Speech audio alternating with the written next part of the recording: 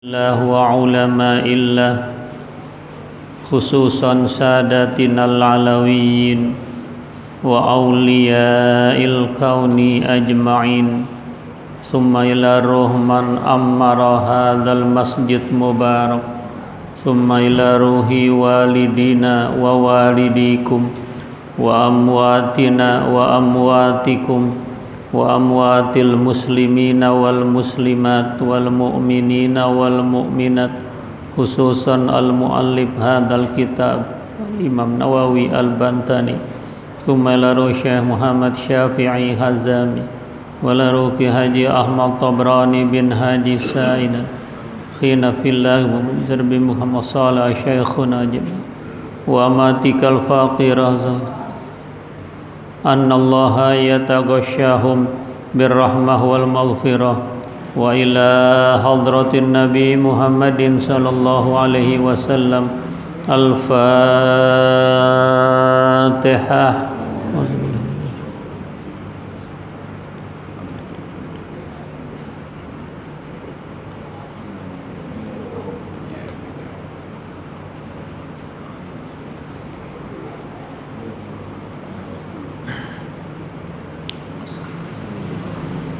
Bismillahirrahmanirrahim. Alhamdulillahi rabbil alamin. Wassalatu wassalamu ala asyrafil anbiya'i wal mursalin Sayyidina wa syafi'ina wa habibina wa maulana Muhammadin wa ala alihi wa ashabihi ajma'in. Amma ba'du fa inna asdaqal hadis kitabullahi ta'ala wa khairal hadi hadi Muhammadin sallallahu alaihi wasallam wa syarrul umuri muhdatsatuha wa kullu muhdatsatin bid'ah wa kullu bid'atin dhalalah wa bi sanadil muttasil ilal imamil muallif rahimahullahu ta'ala wa adaman naf'a bihi wa bi barakati ulumihi wa bikum fid daraini amin radhiyallahu anhum. Rabbi yassir wa la tu'assir, Rabbi tammim bi khair. Wal maqalatul 'ishruna am ba'dil hukama'i hina su'ila kaifa anta ay ala ayyi halin anta faqala ana ma'al maula alal muwafaqah wa ma'an nafsi alal mukhalafah wa ma'al khalqi alan nasihah wa ma'ad dunya alad darurah. Makalah yang ke-20 dari sebagian ulama hikmah ketika ditanya bagaimana keadaan Anda,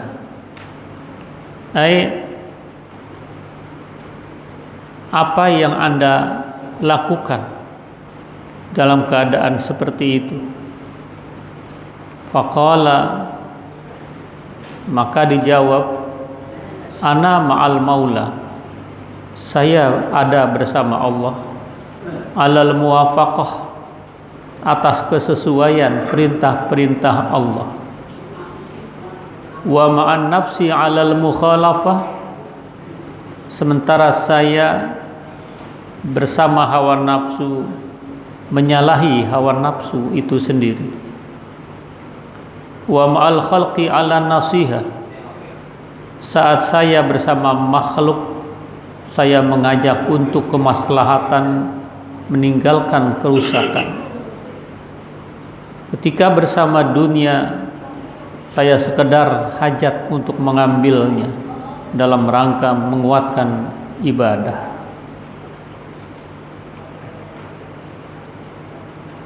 Bapak Ibu hadirin hadirat rahimakumullah rahmatal abrar. Dalam makalah yang ke-20 ini, sebagian hukama ulama-ulama ahli hikmah ketika ada yang bertanya kepada ulama-ulama ini, ala ayyi hayyin halin anta, bagaimana keadaan Anda dalam mengisi kehidupan ini?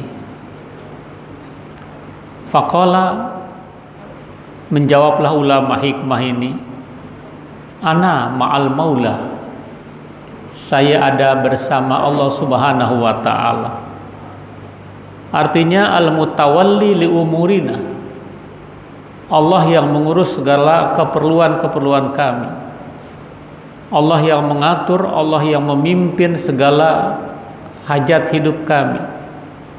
Alal muwafaqah, atas kesesuaian perintah-perintah Allah. Artinya saya selalu di dalam keseharian ingin bersama Allah, melakukan perbuatan-perbuatan yang diridhoi oleh Allah Subhanahu wa ta'ala, selalu cocok dengan apa yang diperintahkan oleh Al-Quran dan hadis. Itu yang kami lakukan keseharian bersama Allah.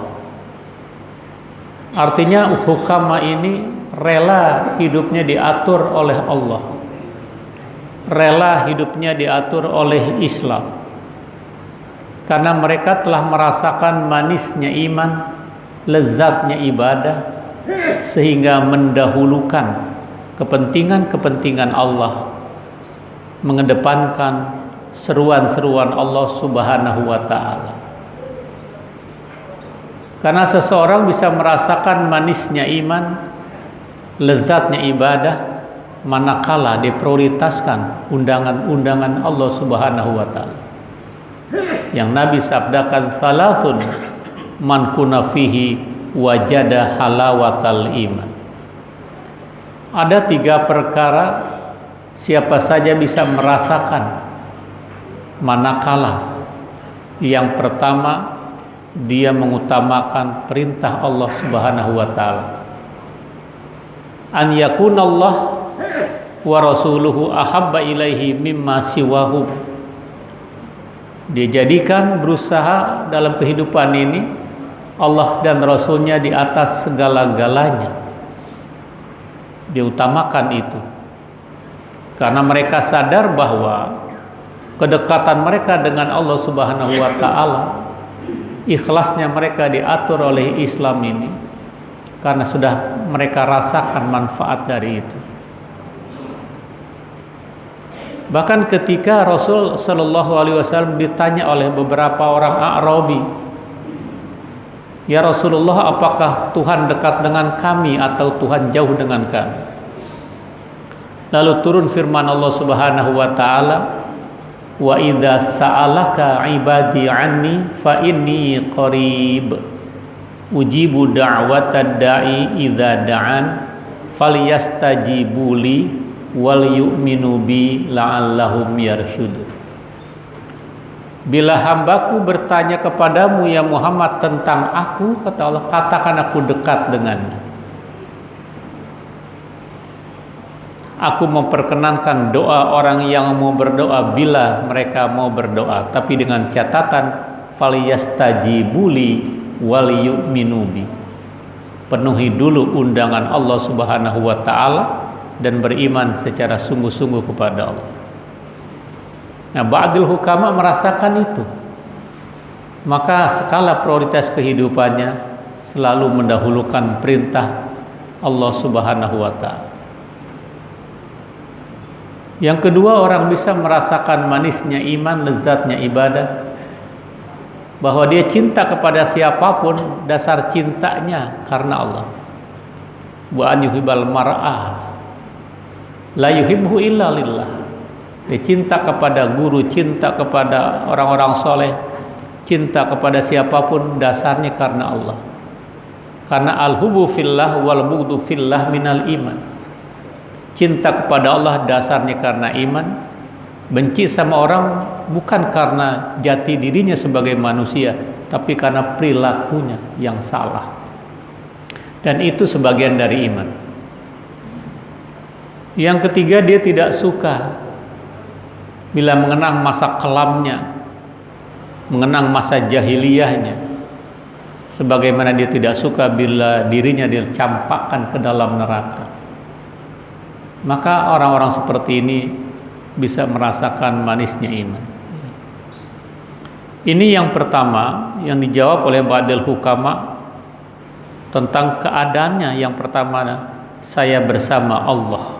Artinya apa yang saya lakukan, saya berusaha sesuai dengan apa yang Allah perintahkan, alal muwafaqah li awamiri.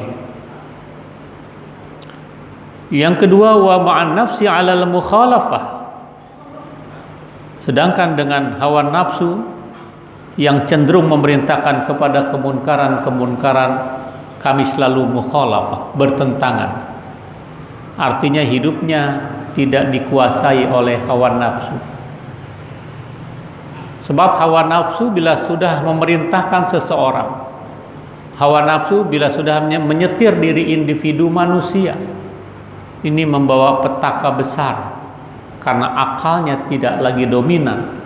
Akalnya dikalahkan oleh hawa nafsu, sehingga dia memperturut apa yang dikatakan oleh hawa nafsu.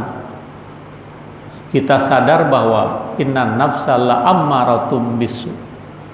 Hawa nafsu itu memerintahkan kepada perbuatan-perbuatan buruk, perbuatan-perbuatan jahat. Karenanya ba'dil hukama selalu bertentangan dengan apa yang diingini oleh hawa nafsu. Karena hawa nafsu ini bila diperturut, dia bagaikan api membakar kehidupan, membakar rumah, membakar berbagai macam kenikmatan, kesenangan-kesenangan dunia dengan api.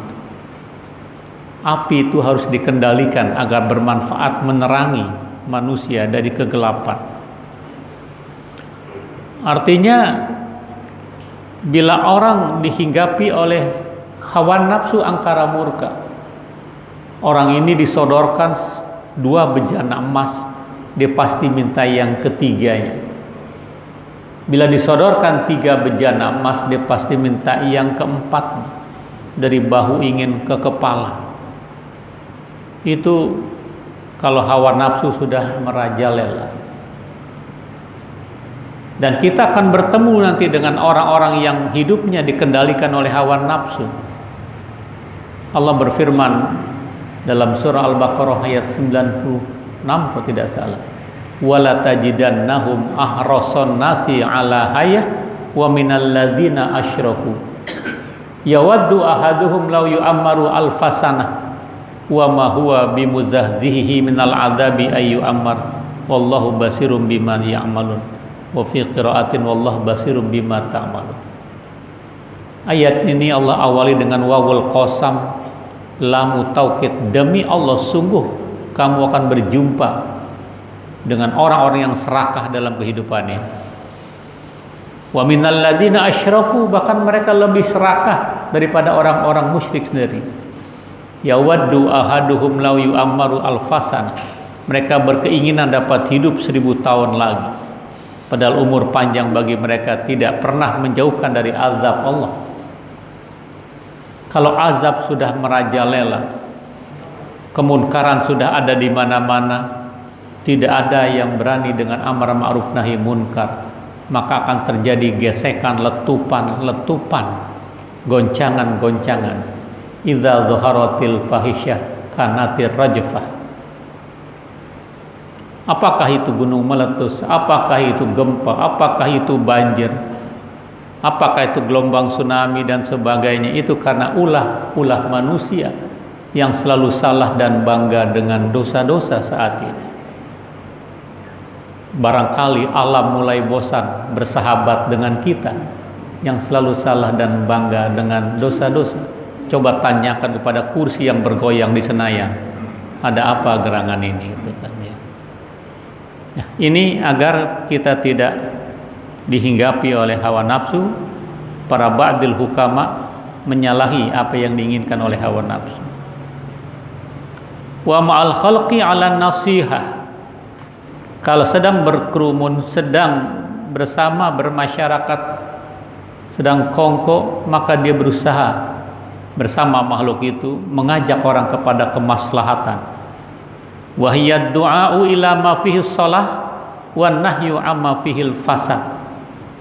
Ulama ini, ba'dil hukama ini kalau bersama makhluk, ketika berintegrasi, ketika bermasyarakat, ketika bersilaturahim, selalu mengajak orang kepada kemaslahatan,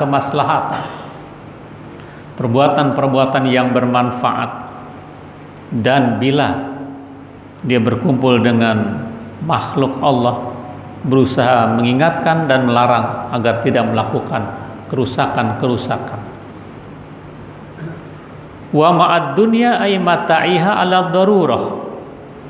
Yang keempat, ketika dia bersama kehidupan dunia ini, dia selalu mengambil menurut hajat yang lazim. Ail al-hajatul lazimah allati la madfa'alaha, yang tidak biasa dia tolak. Artinya pola hidup sederhana yang dia kedepankan. Tidak glamor, tidak mewah, tapi berbagi kepada saudaranya, tetangganya, masyarakatnya bila ada kelebihan. Itu bagian dari keadaan ba'dul hukama. Wal maqalatul hadiyata wal ishrun ikhtara ba'dul hukama arba'a kalimatin. Makalah yang ke-21, sebagian ulama hikmah juga memilih 4 kalimat, ay arba'a jumalin, memilih 4 min arbati kutubin, dari 4 kitab-kitab samawiyah.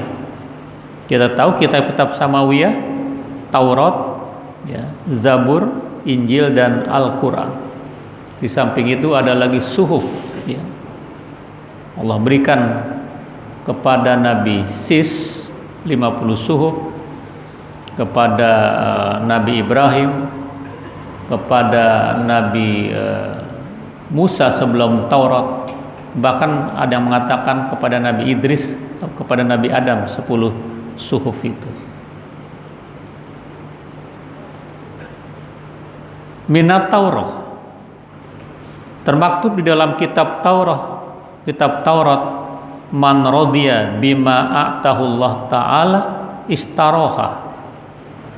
Siapa yang redha dengan apa-apa yang Allah berikan daripada rezeki, istaroha, dia merasa senang. Aysara ta'ibuhu zahiban, menjadilah hilang rasa letihnya ketika dia redha dengan pemberian Allah Subhanahu wa ta'ala. Mereka sudah berusaha maksimal optimal, itu yang didapat, itu yang mereka terima. Mereka tidak mau melihat kepada orang yang lebih tinggi pendapatannya. Mereka tidak akan melihat sosok orang yang lebih hebat dalam kehidupannya, dalam urusan dunianya. Dia menerima apa yang Allah berikan itu. Itu yang dipilih juga oleh ba'dil hukama. Radiya bima a'tahullah ta'ala, dia redha dengan pemberian Allah Subhanahu wa ta'ala, ya. Ai istaraha, dia senang dengan itu semuanya tanpa harus melihat kanan dan kiri.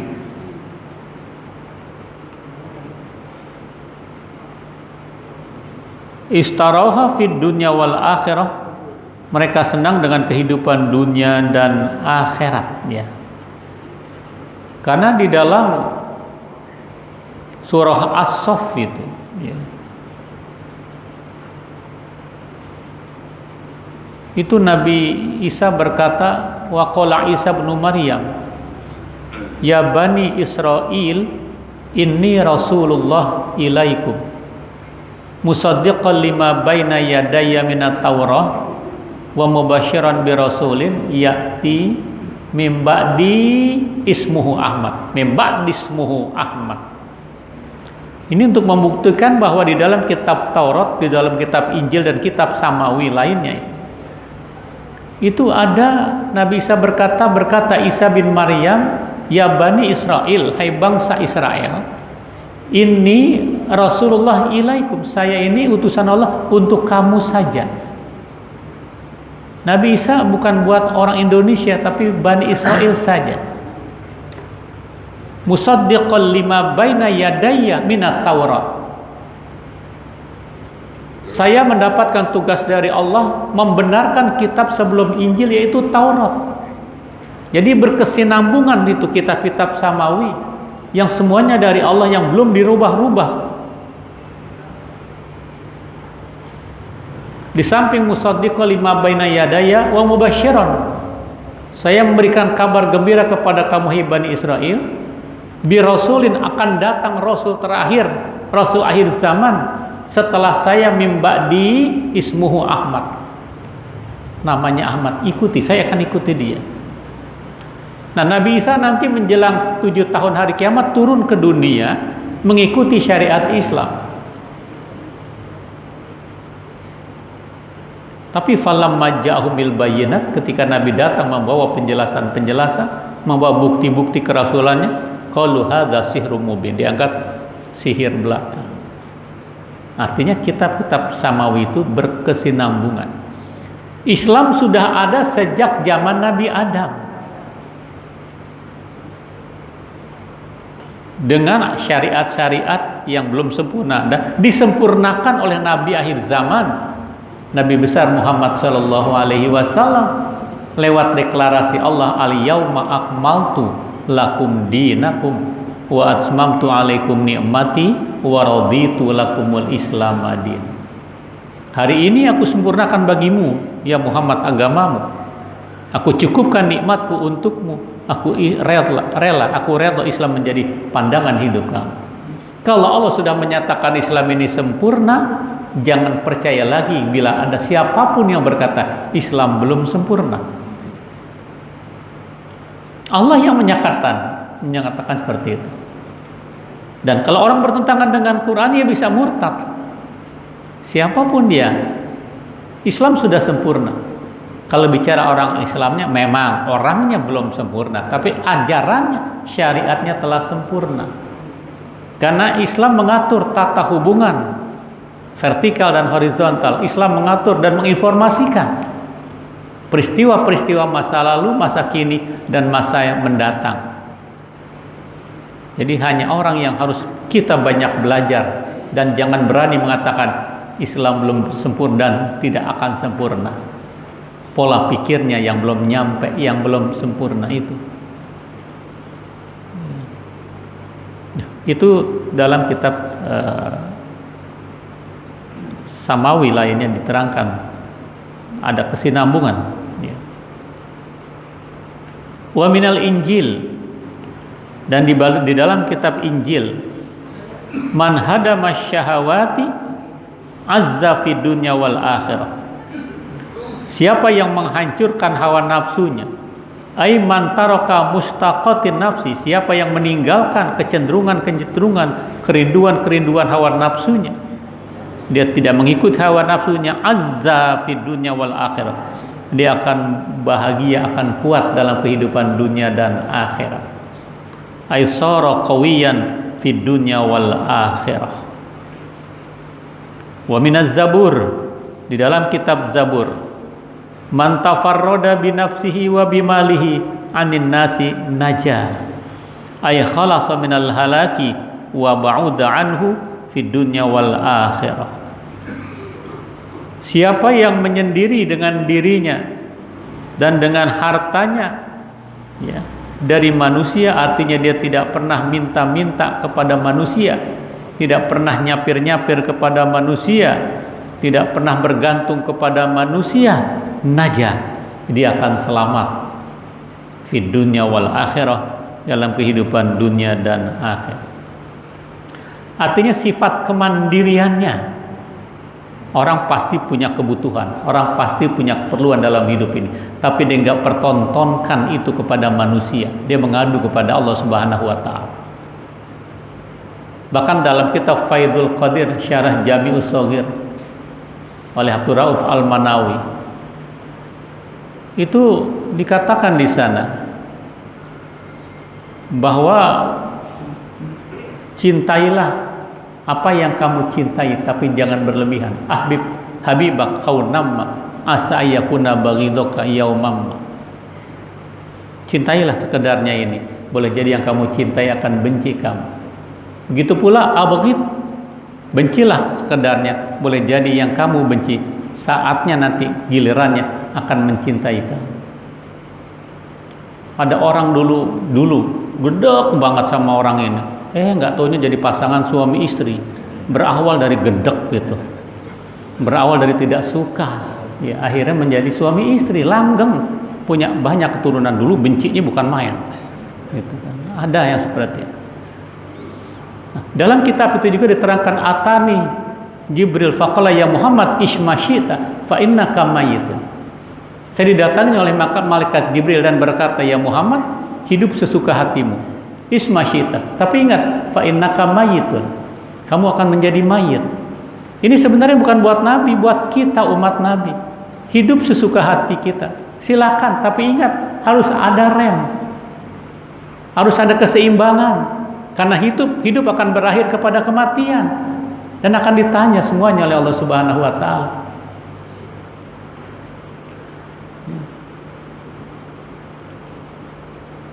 Atani Jibril faqala ya Muhammad ismasyita fa innaka mayyitun wa ahbib masyita fa innaka mufariqu. Cintailah apa saja, tapi ingat kamu akan berpisah dengan apa yang kamu cintai. Enggak ada yang kekal, enggak ada yang abadi. Orang cinta jabatan sampai mengorbankan segala-galanya, paling periodenya 10 tahun. Setelah itu nanti akan menjadi kenangan-kenangan, orang ini berbuat ini, kenangan pahit, menjadi ledekan orang. Manakala saatnya dia menghadap Allah, orang kelupaan gak baca innalillah, dia bilang alhamdulillah. Ya. Karena man zara'a hasada, siapa yang menanam dia akan mengetam, dia akan mengambil hasilnya. Dia meletakkan kerangka-kerangka keburukan, kerangka-kerangka kemaksiatan, kemunafikan, dia akan memanen dirinya sendiri dengan itu. Ya. Itu yang Nabi didatangi oleh malaikat Jibril seperti itu. Wa habib masyita wa amal masyita fa innaka majziyum bih, beramallah kamu. Amal kamu akan dibalas oleh Allah Subhanahu wa taala. Faman ya'mal mithqala dzarratin khairan yarah wa may ya'mal mithqala dzarratin syarran yarah. Nah, wa'lam masyita. Ya, wa'lam anna syarafal mu'min qiyamuhu billail. Ketahuilah tersanjungnya kita orang mukmin lantaran bangun malam. Dan dia tidak pernah menunjukkan keperluan hidupnya kepada manusia, dia hanya melapor kepada Allah. Wa'lam anna syarafal mu'min qiyamu billail wa izzahu istighna'uhu 'anil nas.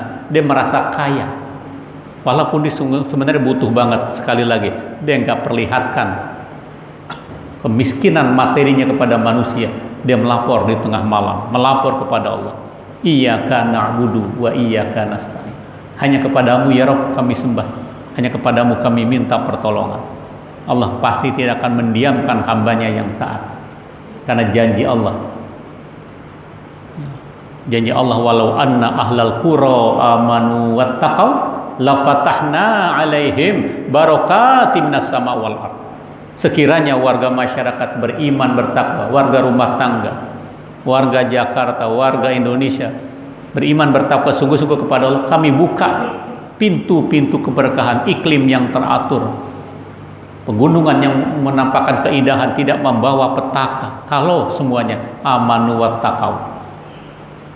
Tapi mafhum mukhalafahnya lam yu'minu wa lam yattaqau. Banyak orang enggak beriman, banyak orang yang tidak bertakwa. Fa akhadnahum bima kanu yaksibun. Kami siksa mereka dengan sebab perbuatan mereka sendiri.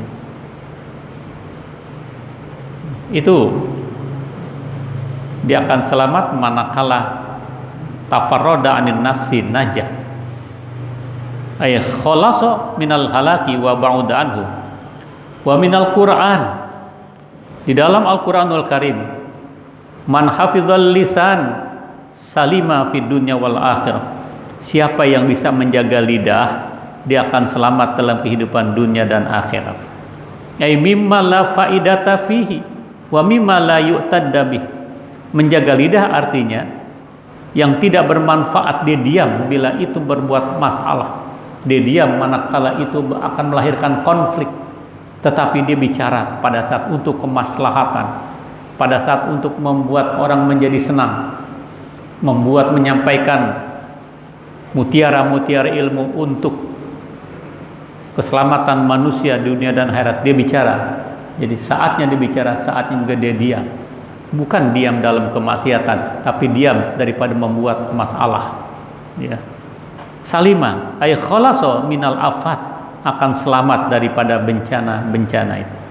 Karena yang Nabi sabdakan, man kana yu'minu billah wal yawmil akhir falyaqul khairan aw liyasmut. Siapa beriman kepada Allah dan hari kiamat, bertutur katalah yang baik. Kalau tidak ada, hendaklah diam. Ya. Jangan bikin gaduh. Ya. Ruwiya annahu sallallahu alaihi wasallam qala ahabbul a'mali ilallah ta'ala hifzul lisan, rawahul Baihaqi. Diriwayatkan bahwasanya baginda Rasul sallallahu alaihi wasallam bersabda, ahabbul a'mal ilallah ta'ala hifzul lisan. Yang paling disenangi amal-amal itu oleh Allah itu menjaga lidah. Karena lidahlah terkadang terjadi konflik, karena lidah juga orang menjadi tenang. Maka semuanya kita ini bertulang organ tubuh kita, kecuali lidah tak bertulang. Memang lidah tak bertulang, tak terbatas kata-kata gitu. Orang enak. Sebab kalau lidah kita ada tulangnya kaku, nggak bisa kita ngejiplak, nggak bisa kita mengunyah. Kalau itu ada tulangnya itu, semua bertulang, tapi hanya lidah. Nah, ini yang harus kita kontrol. Kalau kita bikin gibah, kalau kita bikin berita-berita hoaks, kalau kita juga mencaci maki orang, kalau kita membenturkan ini dan itu, maka gambaran-gambaran ketika peristiwa Isra Mi'raj, ada orang yang menarik-narik lidahnya panjang, digunting dengan guntingan yang tajam, timahnya neraka. Jadi lagi, maju lagi. Itu buat orang-orang yang wailul likulli humazatil lumazah, celaka bagi orang yang suka mencela, bagi orang yang suka menggibah, yang mengadu domba, menjadi provokator, dia berbahaya itu. Ya. Waruya annahu sallallahu alaihi wasallam qal, diriwayatkan bahwasanya baginda Rasul sallallahu alaihi wasallam juga bersabda, al-afiyatu asyaratu ajzain. Afiat itu, kesejahteraan itu, kesehatan juga ada 10 bagian-bagian. Tis'atun fis somti, 9 itu lebih banyak pada diam. Wal ashir fil uzlah anin nas, yang ke-10 itu uzlah, mengasingkan diri dari manusia. Rawahud Dalaimi. Jadi mengasingkan diri bukan untuk ego pribadi, tapi dia merenung, dia tafakur, dia bertahanus, dia tadzakur, terus mengadakan perubahan-perubahan untuk menjaga kemaslahatan umat. Wal maqalatu tsaniyah wal 20, makalah yang ke-22, an Umar radhiyallahu an, dari sahabat Umar bin Khattab radhiyallahu an, wallahi mabtulitu bi baliyatin illa wa kana lillah alayya fiha arba'u ni'amin, awwaluha itlam takun fi dini, wasani itlam takun a'zamu minha, wasalis itlam takun muharramar ridha biha, warabi anni arju sawaba alaiha. Dari sahabat Umar bin Khattab, semoga Allah meridhoinya, dia berkata, demi Allah, mabtulitu bi baliyatin, aku tidaklah terkena bencana dengan bala, dengan musibah, kecuali wa kana lillah, adalah bagi Allah atas kami itu ada 4 kenikmatan. Jadi sahabat Umar merasakan di balik baliyat itu, di balik musibah itu, ada 4 kenikmatan yang dirasakan. Yang pertama, itlam takun fitil kalbaliyah fi dini, karena musibah itu tidak ada sangkut pautnya dengan agama kami. Fa'inal imtihan fid din, karena sesungguhnya ujian-ujian di dalam agama a'zamul minal imtihan, lebih berat, lebih besar lagi ujian-ujian daripada ujian badan dan harta. Biarlah badan yang sakit, biarlah ekonomi saya yang morat-marit, tapi iman saya tegar, iman saya kokoh. Itu dirasakan ada 4 mengambil manfaat. Ini orang yang cerdas, nggak menyalahkan Allah Subhanahu wa Ta'ala. Dia muhasabah, otokritik ke dalam dirinya, dia memperoleh 4 kenikmatan di balik musibah itu. Wasani, yang kedua, itlam takun a'zama minha, karena tidak ada musibah itu yang lebih besar daripada musibah-musibah yang menyangkut dirinya, yaitu masih dianggap kecil karena kedekatan dia kepada Allah Subhanahu wa taala. Wasalis, yang ketiga, itlam takun muharramar ridha, karena tidak ada yang mencegah daripada keridhaan Allah. Di balik itu dia menerima sehingga dia mendapatkan ridha Allah Subhanahu wa taala. Enggak terhalang dengan musibah itu, makin menjauhkan dirinya kepada Allah. Bitil kalbaliyah warabi anni arju thawaba 'alaiha. Saya mengharap itu mendatangkan pahala dari Allah Subhanahu wa taala. Orang sakit musibah, tapi dia menerima itu. Itu merupakan kafarat dosanya. Penghapusan dosa antar kita dengan Allah tidak selalu dengan istighfar. Dengan sakit yang Allah berikan kepada kita, kita tidak mengeluh tapi tetap ikhtiar untuk berobat, itu akan menjadi kafarat, penghapusan dosa-dosa kita antar kita dengan Allah Subhanahu wa taala. Ibaratnya sebagai pemutihan. Karena Allah sayang kepada hambanya dikasih sakit, bukan dikasih kemewahan, dikasih sakit. Dia redha, dia menerima, itulah menambahkan posisi dia lebih baik di sisi Allah Subhanahu wa taala. Saya kira ini semoga ada manfaatnya. Wallahu a'lam bissawab. Nanti wal malqalatu tsalisah wal 20, makalah ke-23. Wallahu a'lam bissawab.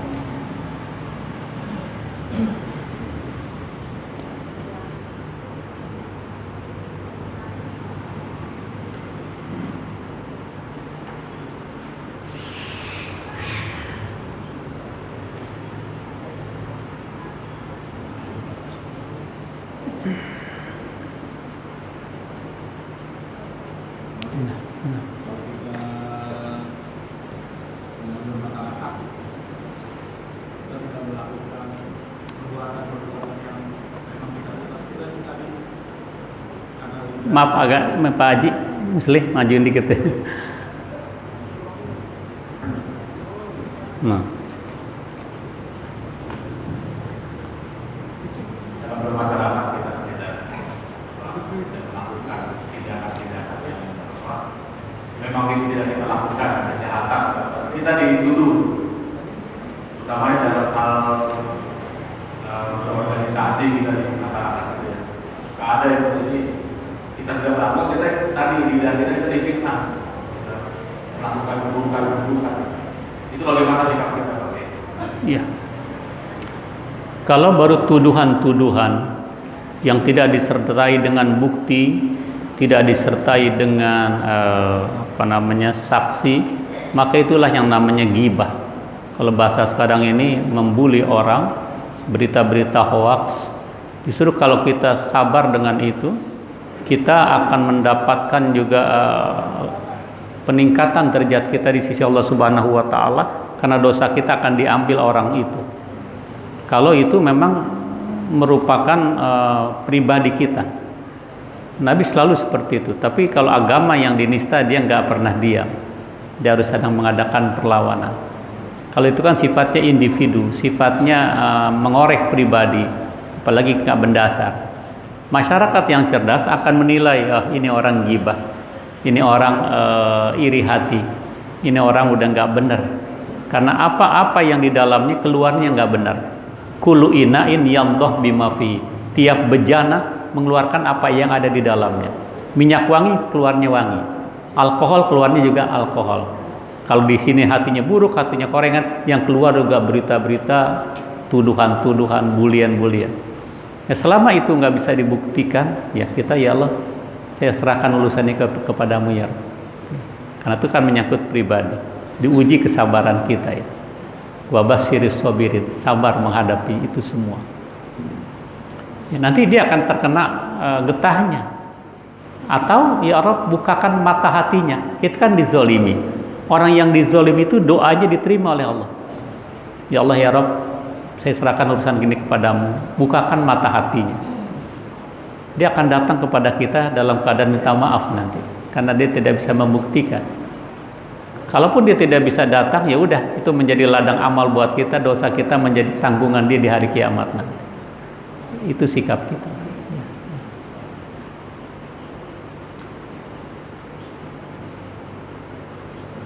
Ya.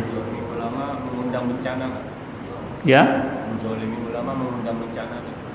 Ya, sebenarnya bukan saja ulama, orang-orang soleh, orang-orang yang teraniaya tadi, dakwatul mazlum mustajabah. Doa orang yang teraniaya mustajab. Ya. Bisa jadi Allah tegur, bisa jadi Allah ini kan, karena ada kesalahan dalam mengurus sesuatu ini. Ya, menzolimi orang, menzolimi masyarakat, orang siapapun, apalagi ulama, apalagi zuriyah. Kalau dizolimi itu tadi harus bergoyang ketika dia berdoa kepada Allah Subhanahu wa taala. Ya. Jadi jangan kita sakiti. Karena dosa kepada manusia lebih repot kita mau tobatnya ketimbang kepada Allah. Kita mesti datang kepada yang bersangkutan untuk itu. Karenanya semuanya ya ini bagian dari ujian ya buat kita, tapi nanti azab buat mereka itu. Azab buat mereka. Apalagi kalau sudah bangga dengan kesalahan, bangga dengan dosa-dosa, ya udah tadi. Nanti Allah yang tegur. Kalau diingatkan oleh orang, diingatkan oleh ulama, nggak diindahkan, alam nanti yang mengingatkan. Artinya Allah yang mengingatkan itu. Kalau kita melihat sesuatu ini tidak semata-mata musibah, ada apa ini? Nggak mungkin terjadi tanpa ada yang menggerakkan. Memang kita ditakdirkan ini di bawah lempengan-lempengan yang mudah untuk bersentuhan sehingga terjadi gempa, terjadi erupsi dan sebagainya. Tapi itu alam nggak bisa bergerak tanpa ada yang gerakan. Allah Subhanahu wa taala. Gitu kan. Maka itu harus kita renungkan. Kita jangan putus asa. Kita punya Allah. Allah Maha Kuasa, Allah Maha Adil. Ya, ya. Saya kira itu.